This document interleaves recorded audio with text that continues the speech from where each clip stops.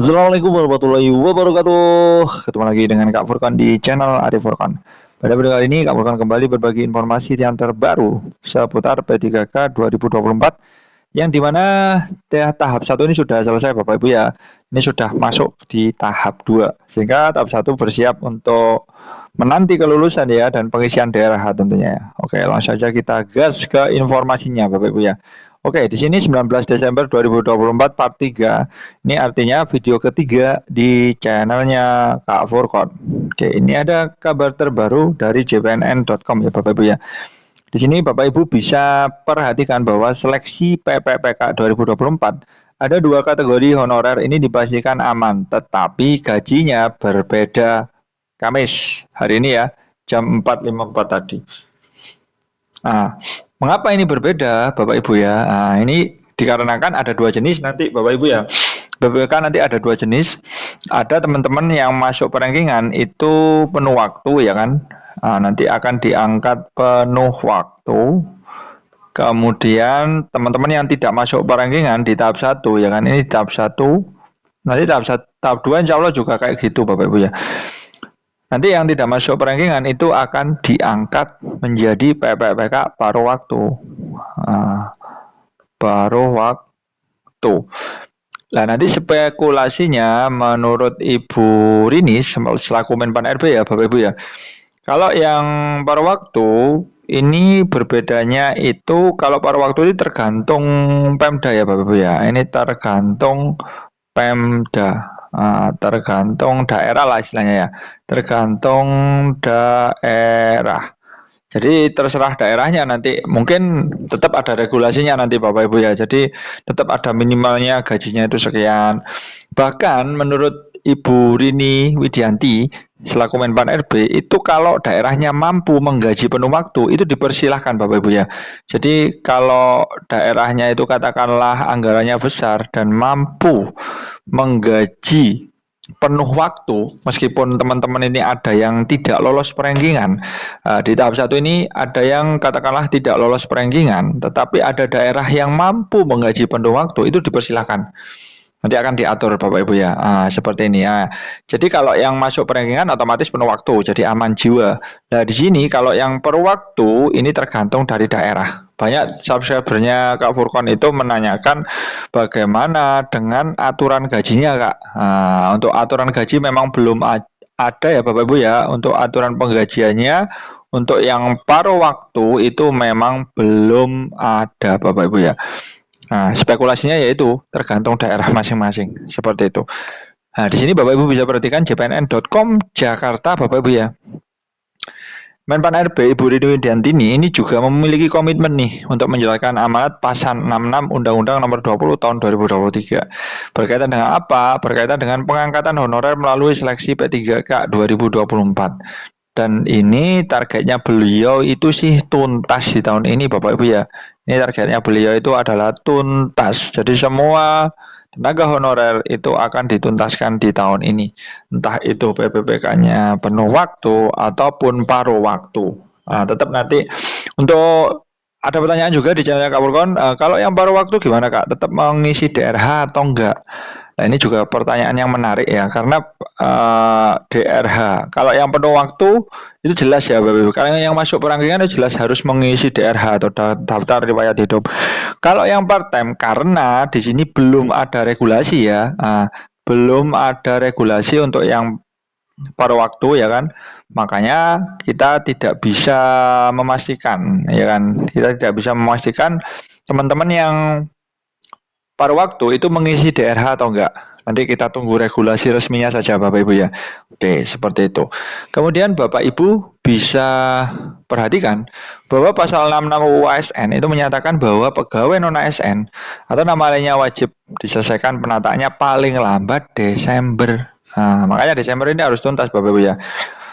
Nah, setelah itu pemerintah itu dilarang mengangkat pegawai non-ASN atau nama lainnya selain pegawai ASN. Makanya dimunculkan ASN paruh waktu. Seperti itu. Kan intinya tetap ASN.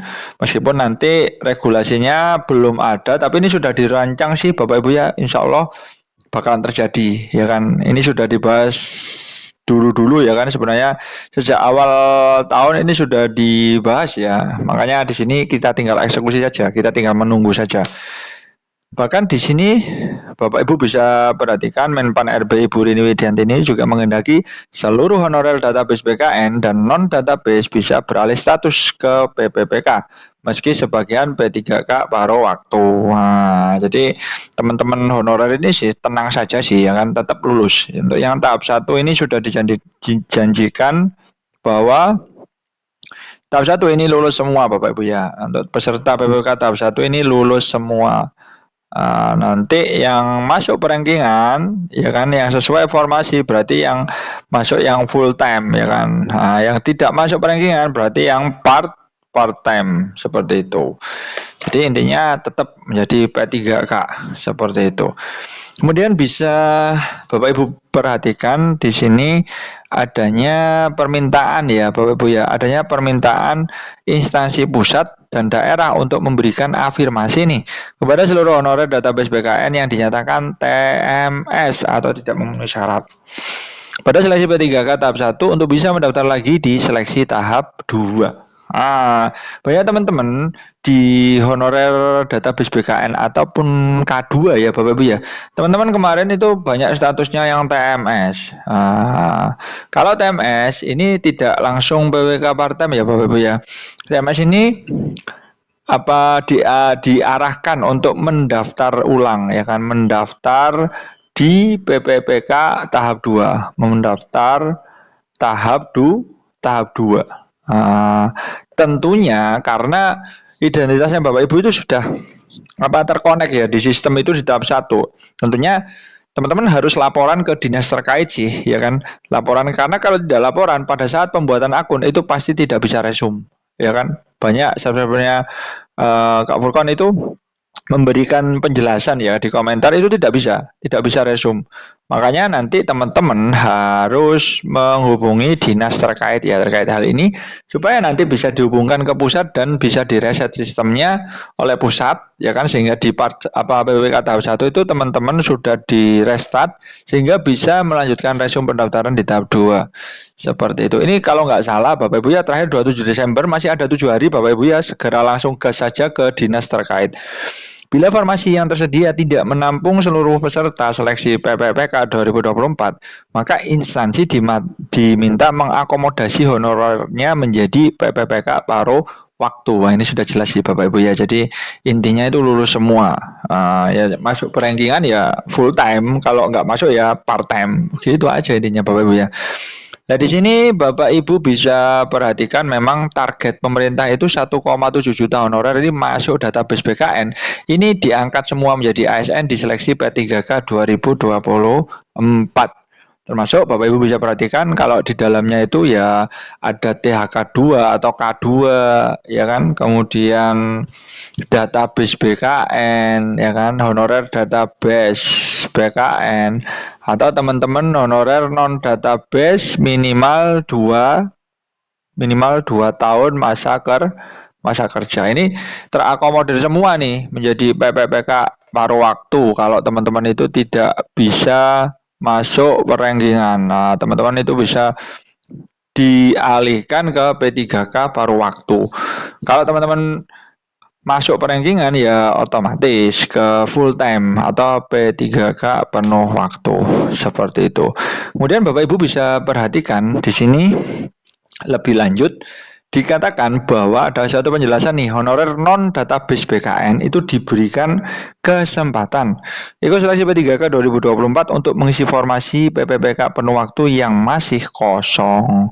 Jika kemudian formasi PPPK penuh waktu ternyata habis lantaran usulan Pemdanya minim, maka baik honorer database maupun non database akan dinyatakan sebagai P3K paruh waktu. Seperti itu Bapak Ibu ya.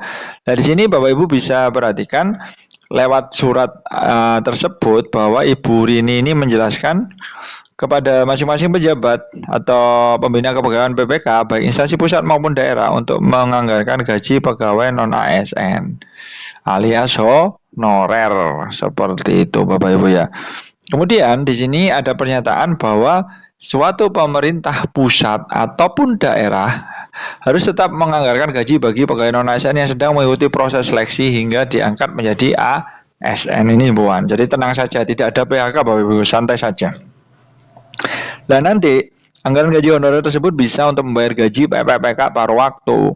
Nah, alokasi anggaran untuk PPK paruh waktu ini disediakan di luar belanja pegawai seperti itu. Nah, jadi gaji PPK paruh waktu ini memang di luar belanja pegawai. Misalnya itu disesuaikan dengan kemampuan Pemda. Dan nantinya saat Pemda punya kemampuan anggaran, PPK paruh waktu ini diangkat otomatis ke penuh waktu. Lah ini Bapak Ibu ya, tergantung kemampuan Pemdanya itu tadi. Kalau Pemdanya mampu ya langsung angkat saja penuh waktu semua. Simpelnya kan seperti itu. Pada prinsipnya tegas Menpan RB Ibu Rini tidak ada pemutusan hubungan kerja atau PHK terhadap honorer. Gaji honorer tetap dialokasikan di 2025 dan honorer tidak mendapat formasi diangkat menjadi PPK paruh waktu. Seperti itu. Jadi tetap PPK Bapak Ibu, cuma berbeda di tunjangannya mungkin. Kalau gajinya sih spekulasinya itu mirip-mirip seperti itu. Dengan demikian, honorer database BKN dan non-database yang mendaftar di seleksi PPK 2024 dipastikan aman. Namun tidak seluruhnya bisa menjadi paruh waktu. Sudah pasti gajinya itu tidak sama. Menteri Ibu Rini juga menegaskan bahwa PPK paruh waktu jika Pemda sudah punya kemampuan finansial akan diangkat langsung menjadi P3K penuh waktu. Jadi intinya seperti itu Bapak Ibu ya. Jadi semuanya itu lulus. Cuma ada yang paruh waktu, ada yang penuh waktu. Untuk penggajiannya itu katanya sih spekulasinya nggak beda jauh. Cuma kenyataannya kita juga belum tahu. Berdoa saja untuk penggajiannya itu tidak berbeda jauh dengan penuh waktu. Seperti itu dulu informasi dari Kak Furqan, mudah-mudahan bermanfaat. Intinya tetap semangat, diikuti saja ya Bapak Ibu ya alurnya, intinya tetap semangat. Salam semangat terus dari Kak Furqan. Wassalamualaikum warahmatullahi wabarakatuh.